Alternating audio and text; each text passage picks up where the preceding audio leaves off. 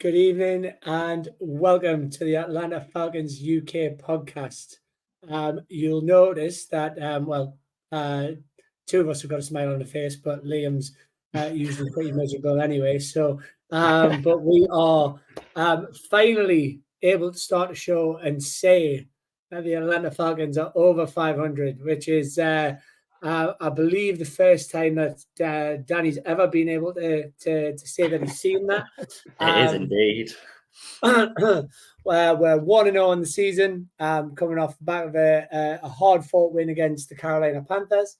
And we're just going to get into it tonight. We're going to talk a little bit about some of the positives, some of the negatives, some of the things that people are really, really intent on being negative about, and a little look towards next week against the Green Bay Packers. So, how are we feeling? I'll start by just saying the reason Liam's not got a smile on his face is because he predicted the Saints to top the league, didn't he? So that makes perfect sense, doesn't it? He's in disguise. He's in disguise. They did win, didn't they? They did. I knew he was going to say that. I knew. But not as well as we won. There we go. Good save, because I was getting suspicious then. I was a bit concerned. Really, really odd silver lining you're finding there, but never mind. But no, I'm very good. Very satisfied with the win. The first half was a bit up and down, a bit hit and miss. You could see it's early in the season, but the recovery in the second half was more than what you can ask for. And at the end of the day, a win's a win. Some delightful touchdowns, couple of cheeky interceptions. Smith's happy.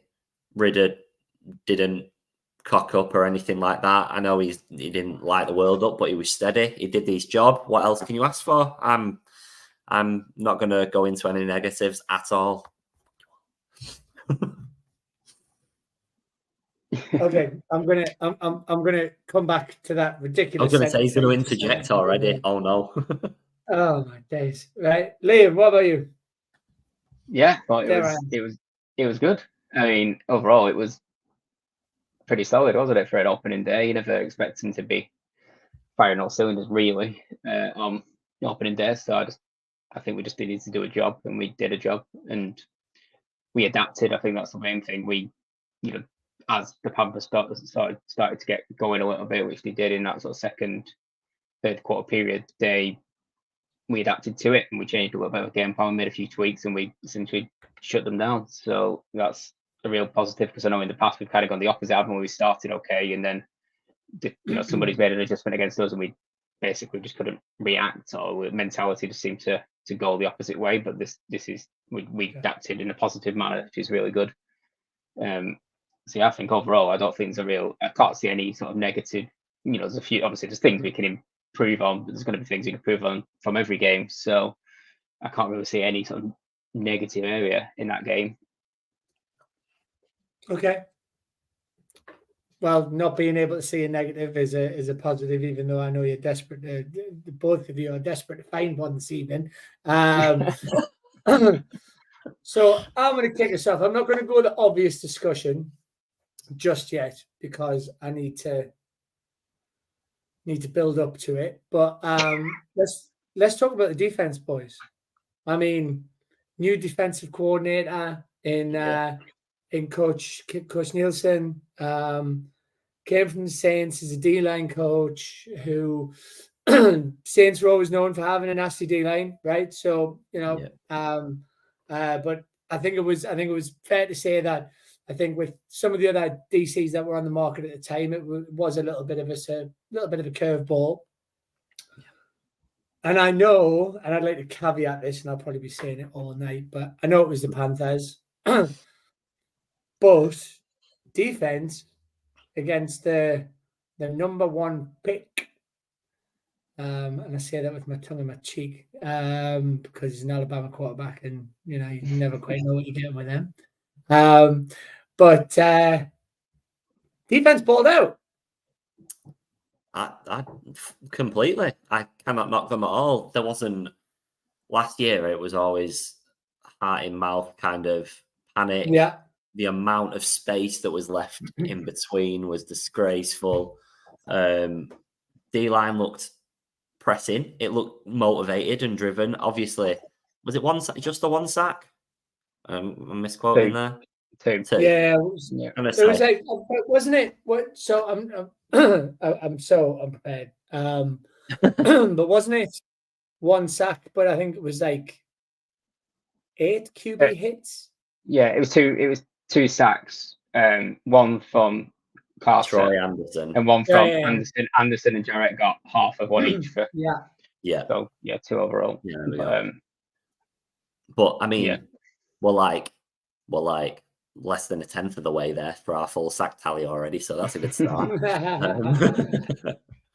And I'm pretty sure with Jesse's interceptions, we must be pretty loaded on the interception stats as well.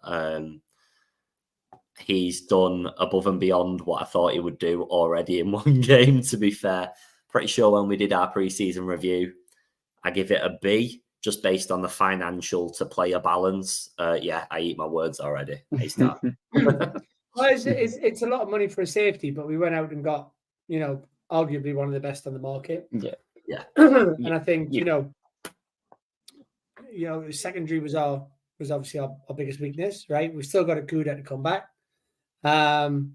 So, I think it certainly felt like we were a lot more comfortable against the pass than we have been in quite some time. Yeah. His leadership skills alone are worth that money. I think you saw what he's like on the field, off the field. He's obviously the defensive captain straight away. Like he was the one barking every single order, talking to everyone, going around doing absolutely everything that like a captain and leader would do. So, that's worth $5 million of his salary alone, just to get that motivational side of it, and that just that you just saw you saw his like handshakes with AJ that he kept doing every time, his secret handshake that got to go around. It's just things like that. I know it's nothing in terms of the game, but it just shows a bit of a togetherness in the team, and a leaders that the rest of the team clearly respect him. He's not actually that old. He's 26, 27. He's not. I would certainly describe as a veteran compared to some of the other players, but they clearly got a massive amount of respect for him as a player and as a person, which I think is just really good to see. And this is going to be, I think, vital for us this season. Never mind his actual ability, which is obviously fantastic as well that he's shown. The defense as a whole I thought was great. So I really like in terms of the pass rush. I think, personnel wise, I don't think a pass rush is. It's not up there with some of the the best in the league. Obviously, we haven't got that stellar pass rusher, but he generated a lot of angles that clearly the Panthers weren't ready for. When we kept trying to go around the outside, it didn't seem to work. So he sort of brought people swinging on the inside. I think that's how. Thinking about how Carter got his sack, he faked around the edge and then came through the middle into the inside and got the sack there. And we just kept showing different looks, which against a questionable O-line and certainly against the rookie QB is obviously going to have concerns about a pass rush in his first NFL game. You want to give as many looks as you can possibly give all over the place and confuse the life out of them, which you've got to do against a rookie, which is what we did. I think so he got into a rhythm a little bit. Young, because in that sort of second and third quarter, he's connecting a lot of passes and he looked a lot more confident. But we changed it. And I think one of the main things we did was, and which showed with the interceptions, was we brought a bit more of a press on the receivers. We're allowing those medium passes, easy medium passes, because we were just a little bit too deep, especially with the safeties, a little bit too high. We brought Jesse down a little bit, and that really worked because I think he just looked at it and went, the Panthers, not a single one of them wide receivers has any sort of speed that was on the field for them. They were all slow.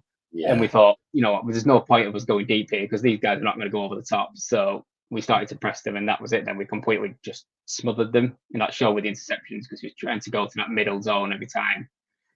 And Jesse was just reading it, because he was going to a safety blanket that we just took away from him. Yeah. And that's what rookies do. They will go for sort of a one read, two read things, and that's what they come out of college doing. So we took away that read that he was going for pretty much every time, and that was it. He couldn't adapt. So it was great to see, really, I think.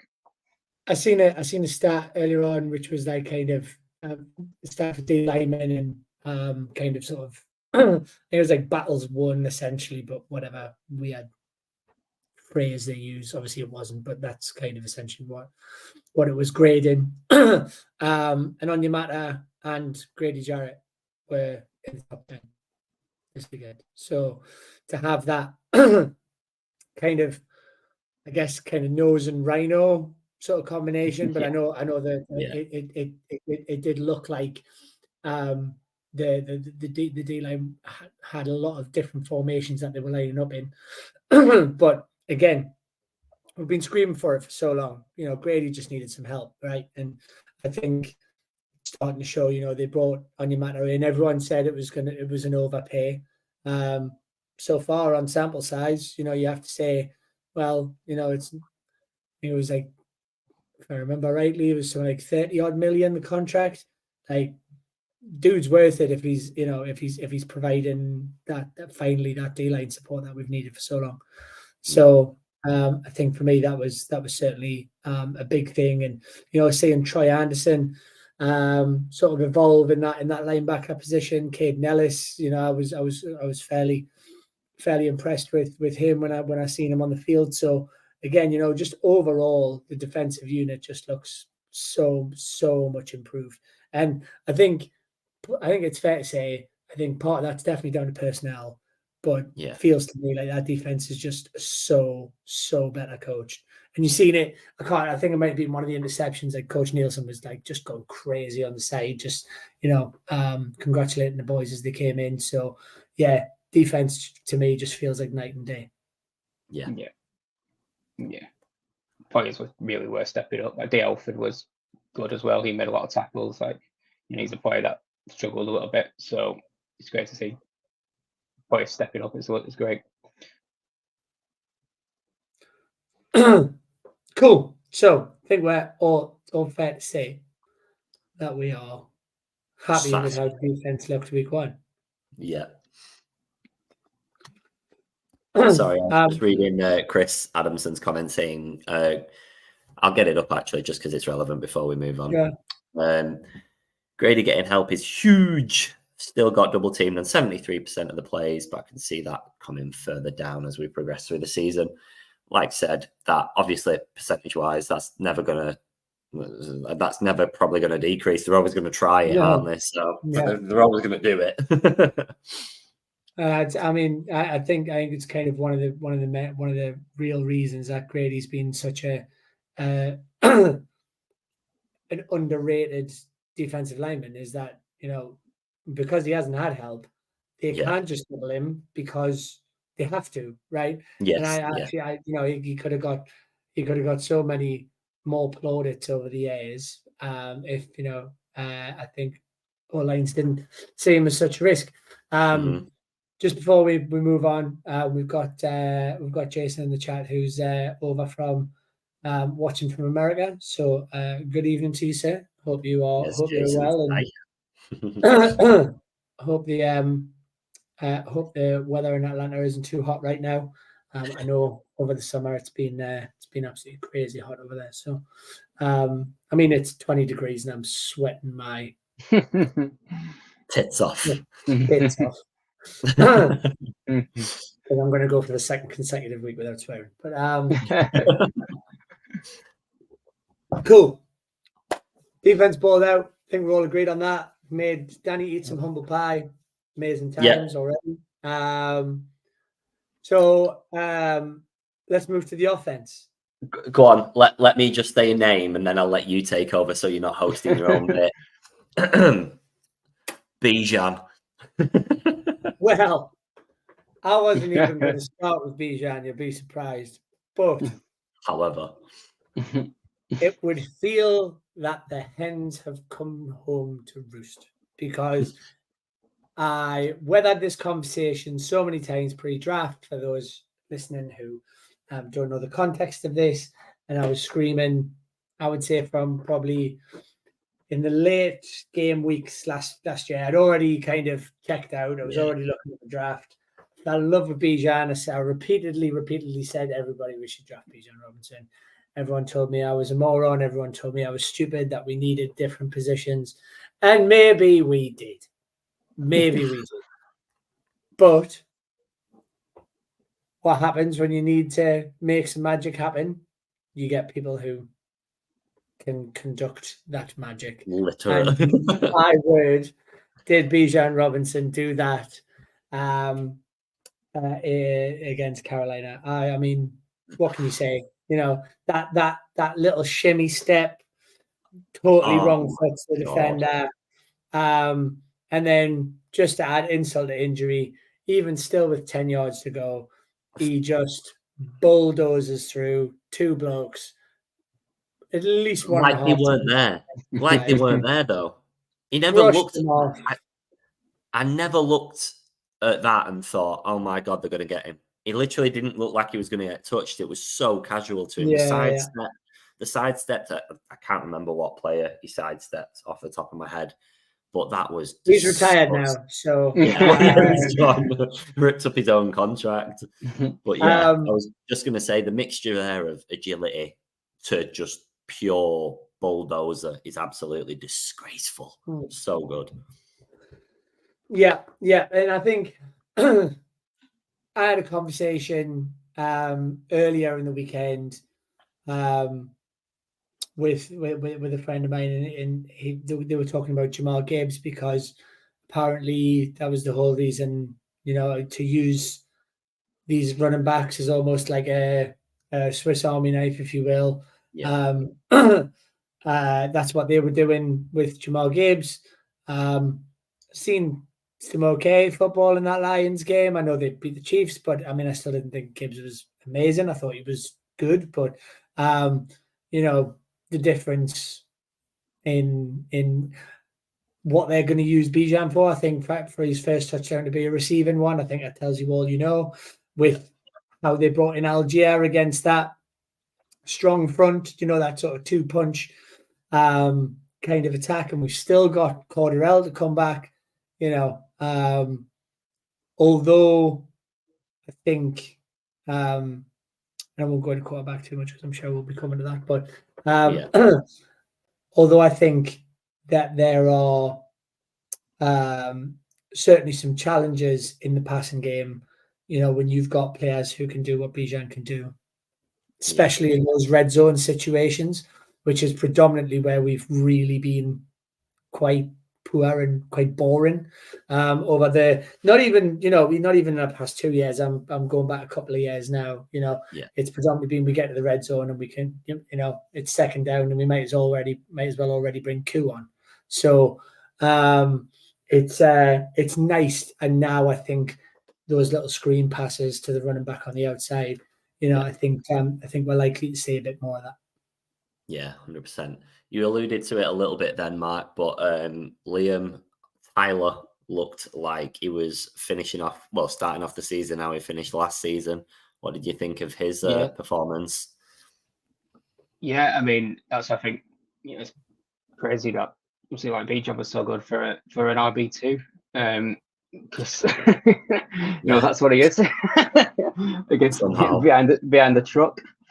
That I think it's I think he showed that they're going to offer a lot this season. Algier, I think he's. Obviously, I loved watching Bijan the way he was playing, and he's obviously the way he makes people miss tackles and things like that. It's great to watch him, but equally I enjoyed watching the way Algier runs in the same way. Like just he's far more agile and shifty than he looks, but he's also just a battering ram. Like he can just do a bit of both. And we used him in the passing game a little bit as well, which I just didn't really expect to see at all. Obviously, I expected sort of Bijan to basically take every single receiving back play, and actually we used Algier a little bit to mix it up, which I thought was quite cool. But yeah, he was just carried on basically from what he was doing last season, didn't he?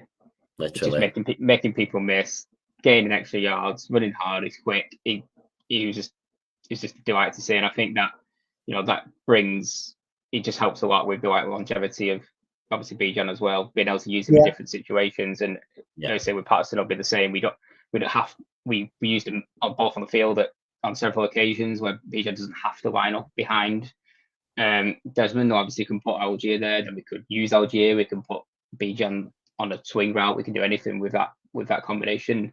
And ultimately, Bijan should have to take less tackles. Like I said, DeWine's a prime example of somebody doing the same. Like Gibbs did really well so far receiving and did some carries, but he only got like 8-9 carries, and then like Montgomery to like 20 odd carries. So they're obviously doing the same thing. One batter and one utility guy who can do rushes but also do receiving, and we're going to do the same thing, aren't we, with those two? And as long as they can both stay healthy, they're going to be a problem for anybody, really.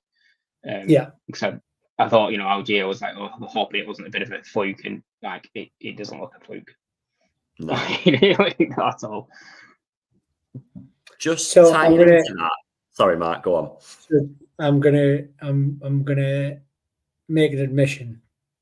Oh no! And I think loads of people would have. I left him out my 3 of my fantasy teams this week. He was on my bench for all 3 because in all the leagues I'm in, I thought, I'll pick him up just in case like CP's injured or whatever. Because obviously we didn't really know how we were going to use them both at the time. No. Yeah, and 2 out of those 3 I lost because I didn't play Algier. That is heavy. Mm-hmm. Serves you right, but heavy. Yeah. You should always stick with our boys. A lot of people would have done it. You got obviously we didn't really know what type of volume it was going to get. That was the difference, wasn't it? Like I sort of guessed obviously that he hoped he was perform, but he might have had half the amount of carries that he had, and we could have just ran Bijan every time. Like we didn't really know. Yeah. So to add insult to injury, the person who I put in the flex instead was J.K. Dobbins. Oh, stunning. Well. Which was looking good until it wasn't. yeah. I mean, I also had Dobbins, so there we go.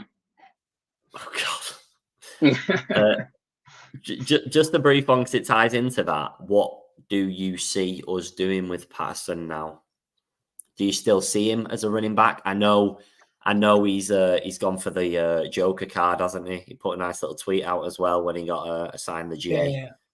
But do you still see him primarily as a running back for us? I think we'll see him across the board. I think they'll be able to run some really, really like confusing shit. Sorry. Made it 1 week. No, didn't do too bad. But we're about to do some. We could do some really confusing stuff because opposing defenses are not going to know whether they've got Speedy Bijan or the tank that is Algier, or they might have Cordarrelle, who's Kyle Brandt's angry runner of 2022, I think it was that he won that. So we've just got and because all 3 of them can still play a part in the passing game, I think we could probably all agree that wide receiver probably would have been somewhere that we've not necessarily got the strongest room. I would say. I mean, if I say Matt Collins is number 2, then I would say it's a pretty mediocre room. So, so I think being able to switch those in, even just little cut routes, or little hitches, or something like that, just to keep everyone guessing. I think when we open up the passing game a bit more, I would expect to see him across the board. Yeah, no, that's fair enough. Nice bit of diversity for us for a change. Absolutely. Yeah, I could see him being probably getting quite a lot of receiver reps, maybe, but I can't see quite how we fit him into being a running back apart from the odd player. But as a receiver, I think we could do something with him. And then obviously we still have the best return man in football. I was just going to say he's still going to get 4 return touchdowns anyway, so light work. We need him to keep that record going, don't we? Because he holds the record now. Yeah. Well, we may as well kind of indirectly move on to receivers then. The man who throws the ball to them. How are we feeling about him after game week 1? You took my intro as a negative comment, Mark. I wasn't. I was backhanding everything that Twitter was saying. Oh, okay. So what is he now? He's still unbeaten at home in college and NFL. Listen. You can be a stats guy, but the people. I've seen so many arguments on Twitter today that I've had to really hold back from getting involved in. But I think, if you're a stats guy, the stats were good. I think we can all agree that I think Coach Smith probably didn't want him to throw the ball a gazillion times because 100%. puts him under a bit more pressure, right? Yeah. And the run game was working against Carolina. So I think with the quarterback position, right, you can look at the sexiness of it, but if you go down to a quarterback's main responsibility, it is to keep a hold and protect that football and keep that football moving. Desmond Ridder does that. Now, I know I'm a hype guy, and I know I, probably look at things with rose-tinted glasses every now and again. But there is nothing that could suggest that Desmond Ridder could evolve into a really, really strong franchise quarterback. Am I going to say he's going to be elite? No, I'm not saying that at all. We don't know, but we're getting a bigger sample size as the weeks go on. Yeah, he didn't make many mistakes. Once again, yes, he didn't throw as much, but when we needed to get that ball to Pitts, he took the shot, right? And he threw that ball into an area where he knew Kyle Pitts was, and he knew Kyle Pitts was in double coverage. Yeah. So your guy, who is obviously extremely protective and doesn't make mistakes, he knew he was going to make that shot. So what I want to know is, but if you don't like stats, but you're saying he's still poor, okay, cool. I understand that, but what's it going to do? What does everybody want? What does everyone want him to do? It's the same argument. It's the same argument that they took to Arthur Smith at the end of the game about Drake London, right? Yeah. We need wins to get in the playoffs. We don't need, you see all of these running quarterbacks, all these, everyone. I've seen an argument about, we should have drafted Lamar. I hate to tell everybody, Lamar ain't it. So I don't know what this kid has to do. Even if he keeps on winning, people find reasons to dick on him. So I get really frustrated because, third round pick came out of a mediocre college. Cincinnati Bearcats have now been known to be a strong college franchise, right? And everybody knows that Desmond Ridder absolutely, took that plan and took that school to another level. And you don't see many of that team kicking around the elite rookies sort of discussion. So I don't know. I'm it's really bittersweet because I'm really glad that he helped us win that football game. But do I think he's there yet? No, but he doesn't have to be. He doesn't need to be there yet. I don't know what everybody's expectation is. You just want to a newborn Patrick Mahomes just there ready to go straight away. I don't know the level that people anticipate from a rookie. No, and I think and that's why I'm kind of staying away from the discussion at the minute, because I'm like, well, I don't understand what people want him to do. If you want him to throw 5 touchdowns every game, okay, good luck. But good luck telling me how many other teams' quarterbacks are doing that right now. Absolutely. So I'm struggling with the discussion right now. I think he played well. I'm not going to say he was amazing. I don't think he was at times, but he's 5 games into his career, guys. Yeah, and Arthur Smith, as you kind of just alluded to a little bit there in his post-game interview, literally said he was told to go back to basics if he ever needed to. And Smith said, it's a long series. There's no need to make excessive plays at this stage in the season. So he's literally being coached to be comfortable, to be steady, to not throw an interception. If that's what he's being coached to do, even more so than just of his own ability, then boom, we're right on track. Just gonna pop that comment in there just to finish off my rant. This is where Liam comes in and tells me how wrong I am. I'm gonna say that on the stats side, I don't think like you can take a lot from the passer rating, things like that, because yes, it was good, but it was designed to be good, if you know what I mean. Like passer ratings are obviously designed for high volume. If it's high volume and efficient, then obviously that's passing the way he did, you're going to get a high passing rating. That's just kind of what's going to happen. But that's not a negative on it, because it was designed to be that way. Like, we played that game, so that he did what he was asked to do.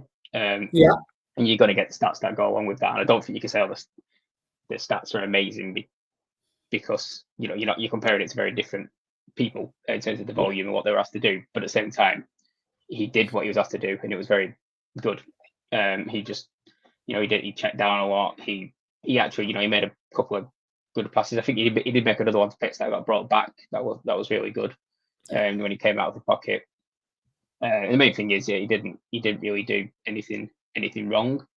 I think he's going to be improving as he goes along. I think I said in the comments in the chat, like, I think he can take a little bit off some of his balls. He does look like he wants to murder the receiver every time he throws the ball a little bit. So, which is a positive to know that he can throw it with that velocity. But at the same time, it's like, chill your beans a little bit, man.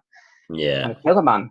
Right, but I think what I would like to see probably from him a little bit more is some of his running game, and I think in the way that he plays the game, I don't even though he's obviously got speed, and he is a running style, and he did run a lot in college. For me, he's not like I'll compare it to Mariota, obviously, like our old QB. Yeah. Mariota, in terms of pure speed to speed, they're probably quite similar, but Mariota was a bit more reactive speed. He was a little bit more sort of agile, change of direction, and he could sort of like find a gap, take off, get 20 yards, whatever. Ridder's not quite got that reactive, pure speed, like acceleration. But what Ridder can do is, if you give him a designed run or something like that, you give him a haul. He's very good at just going forwards at speed, and he's a big lad. So I think if we could bring a bit more of that into it, some sort of like some read options, something like that, just to give him some run plays. Because he was just awesome at them in college. Like, he was very much a sort of like, he'd do one read and then he'd go. And he did that a lot in college, and a lot of quarterbacks do. But he was just very, very good at it. Like, he could get sort of like 20, 30 yards, like, without getting touched, because he was very good at just hitting that gap and going. Yeah. And I think we could probably add a bit more of that into his gameplay, because I said as well in the chat, I felt he just looks more comfortable outside of the pocket when he's on the move. That's definitely part of Smith's scheme, isn't it? Because that's what he did with that. That was how somehow Ryan Tannehill still got a job in the NFL.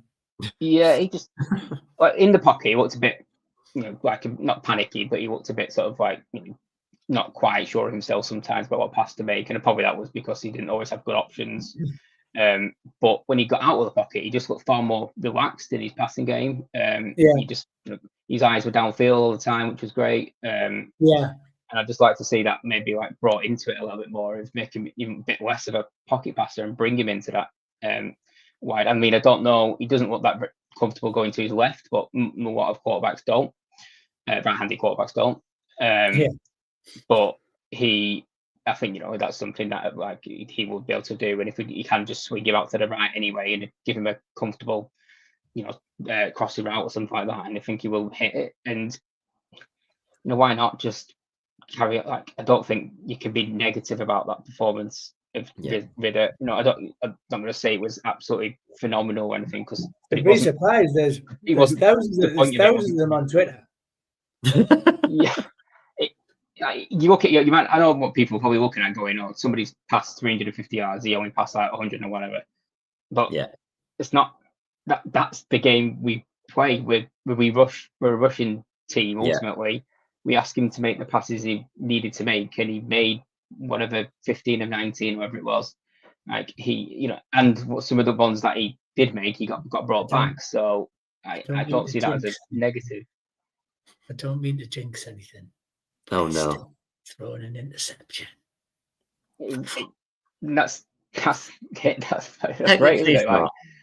Like if it's low risk and efficient, so what? What's wrong with low risk and efficient? Well, as you both know, we're starting a little under and over series in our shows throughout the season, and Ridder's stats have given me the baseline for my first under and over, so it seems like the perfect chance. Yeah. So, Mr. Ridder, go on. I was just going to say, just on Mark's point, that the Bearcats have Sauce Gardner, who was a good rookie. It was going to come up. Do you know the other bit? Sorry, what position did he play on offense? I thought you just said rookies. All right, okay. I'll give you the. Do you know the best Bearcat is? No, but I think no. That is a fair shout. But I suppose what I meant by it is, when you think when you think of the Bearcats that came out of the draft from that college after the year they had, none have really blown up. But it was him and Gardner ran that team that year, one on each side of the ball. Gardner was the electrical defense. He was great on offense. That's basically why they were both seeded. I'll meet you in the middle on that one.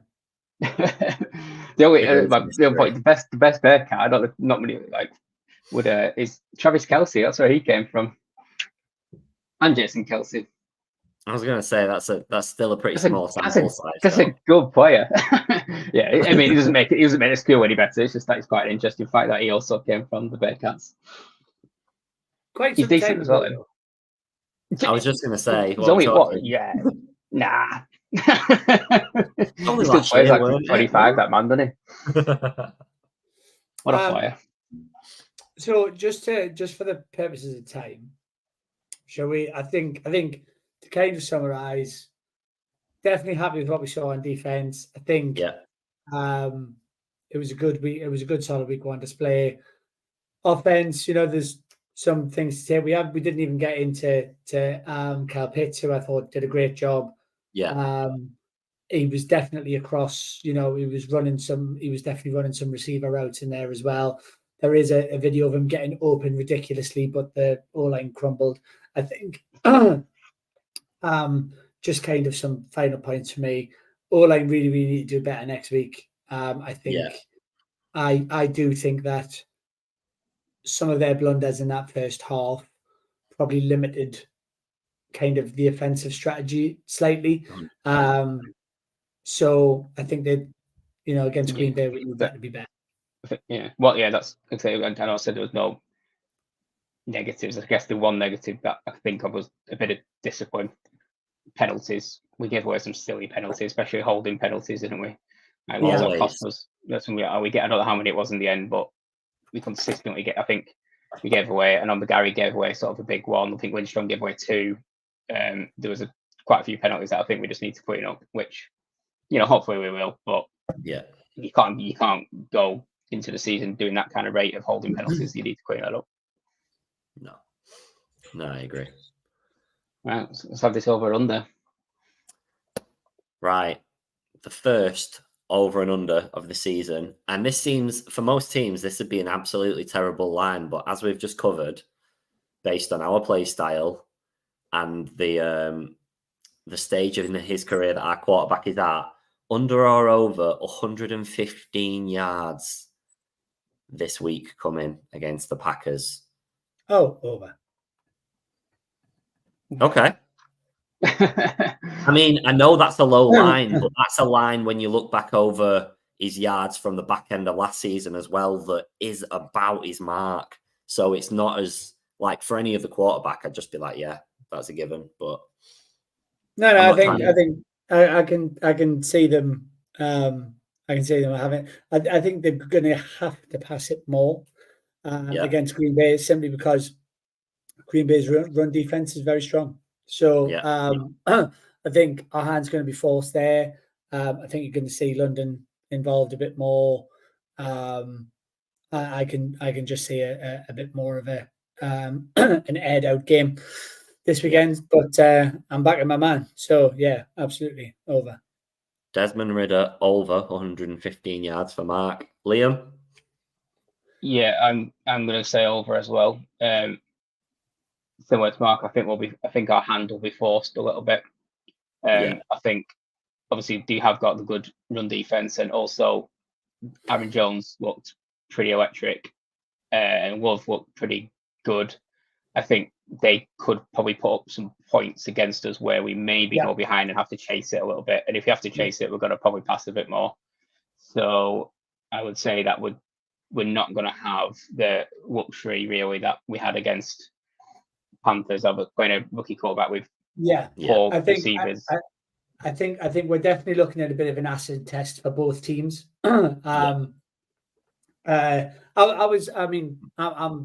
I'm a Justin Fields fan. I was surprised Chicago got beat like they did. And I think it's kind of an acid test for both teams, right? Because, you know, they've kind of come under the radar. I think everyone had written them off a little bit because of Jordan Love. And I kind of thought, well, the justification for that was a bit skewed because like they kind of drafted him and then just sat him behind, right? Like he was always going to be an unknown, right? So you know, he's been sitting behind an MVP, future Hall of Fame quarterback for the past 3 years.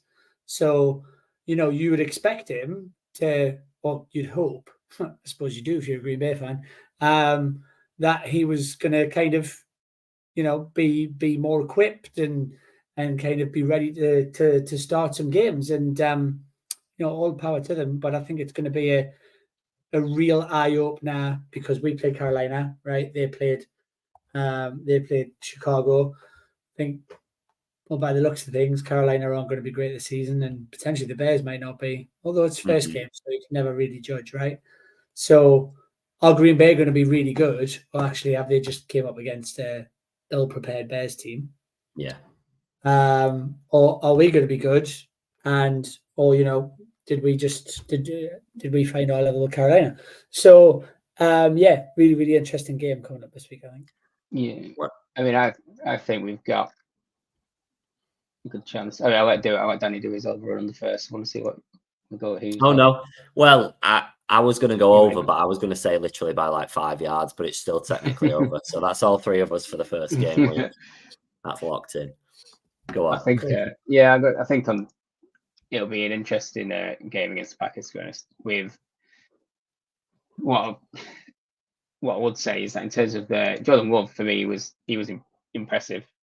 I thought he was really good in terms of if you look at his. Yeah. If you say we've got no sort of receiving options, if you look at what he had out there, obviously their best receivers, Christian Watson, who wasn't playing and is out for whatever many weeks. Yeah. And he's not even he's not a wheat or anything. He's good. He's not a wheat, and he's their best option, and he wasn't even out there. So he was throwing to, obviously I know Dobbs, whatever his goal was pretty good. And they've got was it Luke, whatever it's called, Musgrave or something. Musgrave. And then I can't even think of who the other receivers are. I know they threw Aaron Jones a lot. Well, yeah, Jones got the most receiving and rushing yards for him, so that's yeah, so that's what, and I imagine they're going to do that again because they just haven't got that. Watson's not going back, so they haven't got that many options. And I would say that certainly player to player, our secondary is better than the Bears secondary. So certainly this season. So I'd be a little bit more confident that we're going to shut their players down. I know receivers can get up or whatever, but we're not going to go up against anybody who's elite outside of probably Aaron Jones. So we should have a little bit more comfortable time shutting them down. I'm not going to say comfortable, but we should shut them down a little bit, which would allow us to stay in the game. The main man, obviously, we've just been talking about that we've got to stop in the running game and passing game is Aaron Jones. If we stop Aaron Jones, we beat the Packers.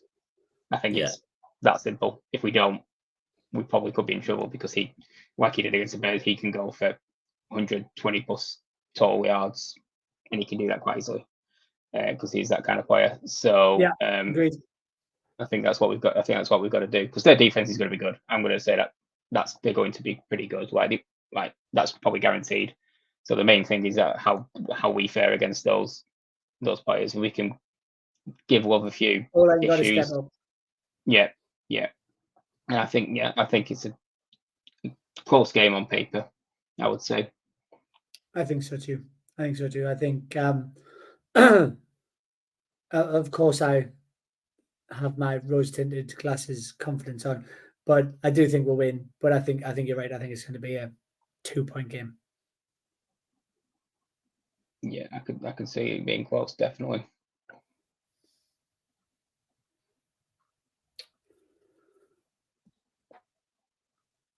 I think I'm going to find. I think I might have frozen. I'm not sure. Oh, my guy's on mute. He's on mute. Come on, mate. This isn't Microsoft Teams.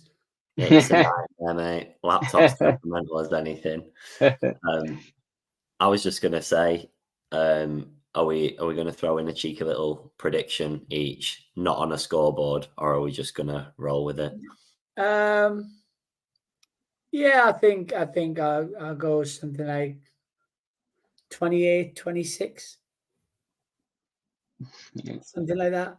I don't think it'll go into the 30s. I think the defenses will be too good for that. But I can't see it being a bit of an end-10 game. Yeah, I can see sort of a 21-17 sort of score, something along those lines. I think it could be a little bit higher, it could be a little bit lower, but I think it's going to be one score. That's what I'm going to say. One score game. We'll take that. Two us thanks, by the way. actually specify who's going to win. Very true. I'll take either side. I'm always going to say especially with your Saints allegiance. I just said that they're the only team in the league with a proven quarterback. That was it. Can I just say as well that with your head cut out the way it is, and because you've got some facial hair at the moment, you are the spit and double of Mario. Mario? Yeah. Yeah. You've got like the red hat and then the tash, and because your camera is kind of like above you, you've just got it right. You look gnomed. Look at Mario. Wow. That's what I was going for. I can't tell you how much that sentence of "you look like Mario" has been in my throat since the minute that we started talking. Well, the hesitation is because I thought you said Mariota, and I was very I was like, I would rather look like Mario. You've got the same facial hair and cap scheme going on, mate. So you're just trying to get to that level. Yeah, but mine's grey, so you can tell which one's which. Cool.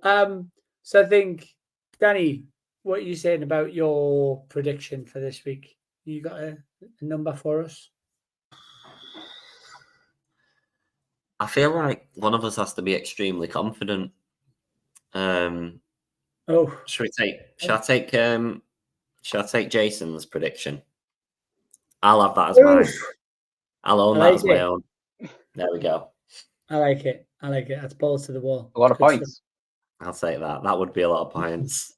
I'd be screaming Super Bowl on next week if that happened. Unless Ridder scores all of them, the internet's still going to hate him. Yeah, that's true. Cool. So I think happy with this week. Definitely things that we can do better. Confident-ish next week. We'll see how that goes. Anything else we want to chat about tonight, boys? Anything Falcons related we want to finish off? I've got one little any other business as if it's scheduled. Yeah. So definitely of course, Microsoft Teams now. I know, right? So of course there has been an Achilles injury knocking about the league today. Oh God, I thought it was about us then. I was like, oh my God. I was wondering what have I missed?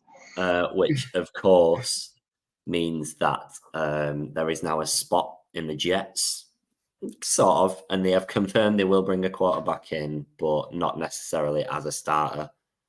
Matt Ryan to the Jets, anyone? He's not retired. No, I know, and I seen that list today too. I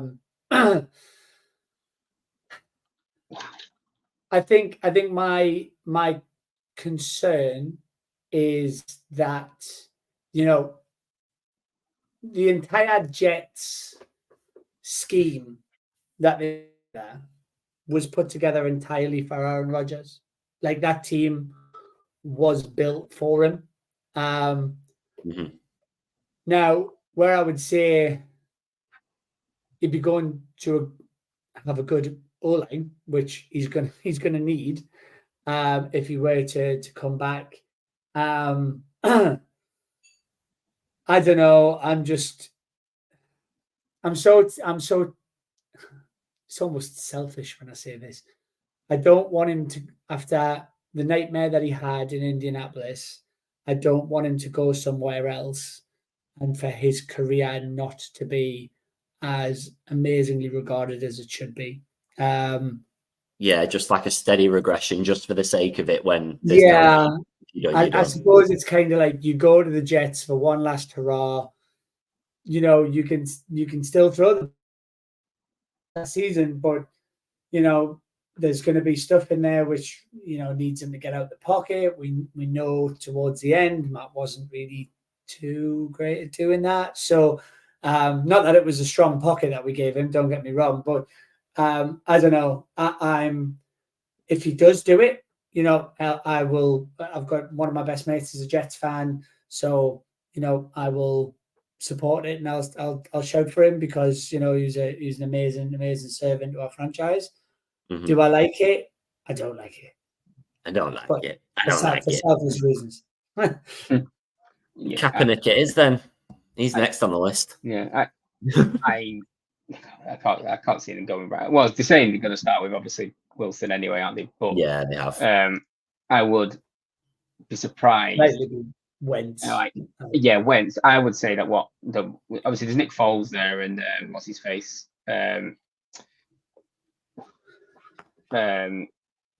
Case Keenum. No, I can't remember. Joe Flacco.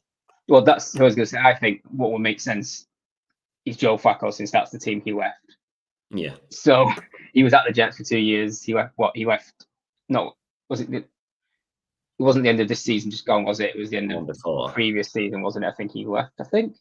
I don't think so. Season just gone. No. He's either just left this year or the season before. I can't remember which one it was.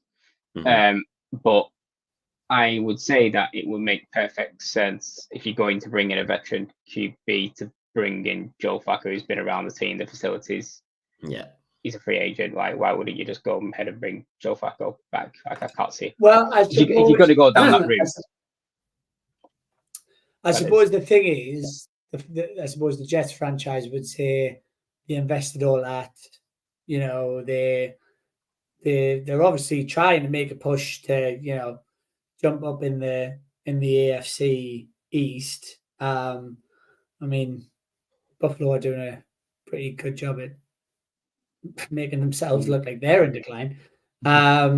So I get the Joe Flacco thing. I think Matt Ryan / Carson Wentz are probably the ones that maybe could do something better than Zach Wilson. I think the rest of the list for me, I'd love to see Cap get another job. I really, really would. And that might be controversial for anybody watching, but I love Colin Kaepernick. Not necessarily because he was an amazing QB, but because I think he's a pretty amazing human. But I don't know. I don't necessarily think that anyone else on that list makes them better. Yeah. Yeah. I mean, I personally don't think anybody on that list, including Wentz and Ryan and Flacco, can do what they want this year. I don't think anyone can carry them to where they thought they might be able to go. No.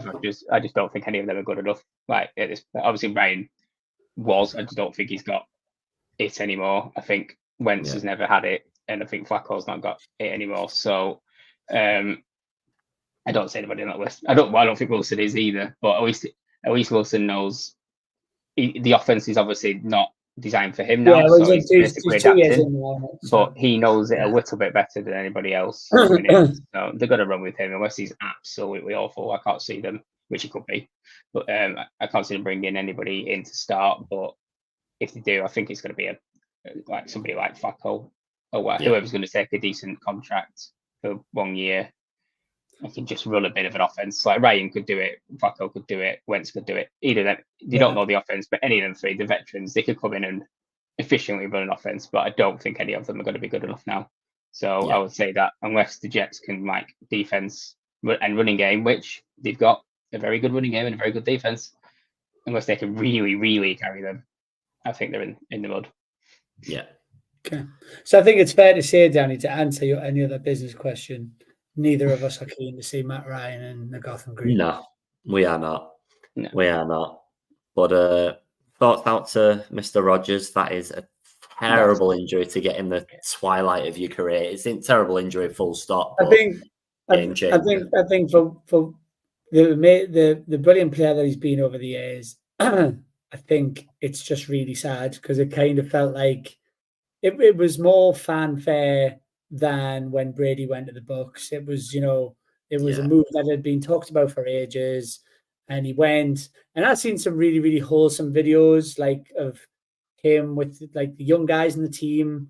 Yeah, which apparently he was never very good with in Green Bay. So I really don't get that. But he kind of, it really just felt like it was built for him to have maybe not a last hurrah, but to have a chance of doing something in the later stages of his career. I haven't really got an opinion on him. I know a lot of people really, really dislike him. But I just think it's really, really sad because that could have been a really good story. It could have been a really good, kind of highlight of the season, a story, almost like WWE, like a storyline. Do you know what I mean? Jets have got 5 primetime games left this season. Yeah. And as a Jets fan, you must be thinking, oh, wow. I just thought kind of the same way we turn up every year. I just hope that it would be different this time, and unfortunately for them, it's not. And, really sad to see Aaron Rodgers' season ended already. Mm-hmm. Yeah. Very much. They brought in guys which was for him. Lazard. They brought in Lazard and Cobb. Because they're his guys. Obviously, Cobb knows how many times he's passed at him, and then Lazard he had a great connection with. They brought them two in to complement him. He's got Garrett Wilson, who's one of the best rookies and receivers in football, who looks absolutely awesome. He's got a great running game. He's got an O-line. He had a defense. Even though he's not as good as he used to be, he had a genuine shot of doing something there. And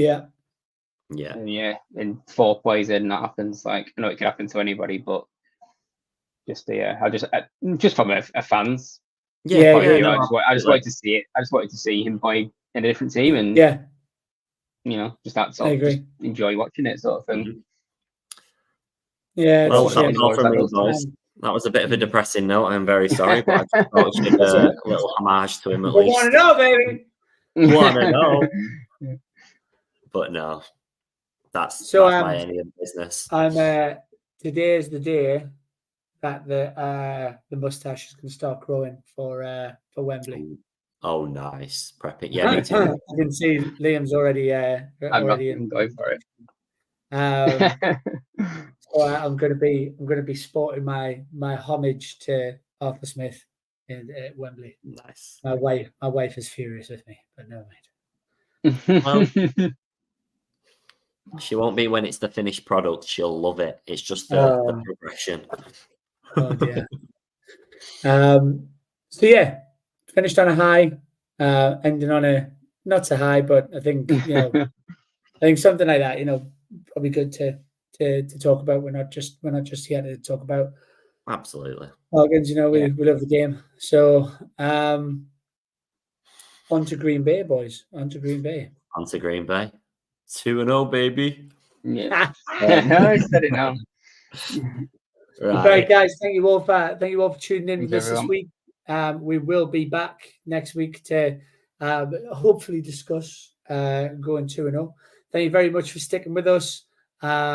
Great to read some people tuning in from Atlanta. So we'll see you hopefully for another joyous post-game show. Yeah. Thank you everyone for watching. See you later.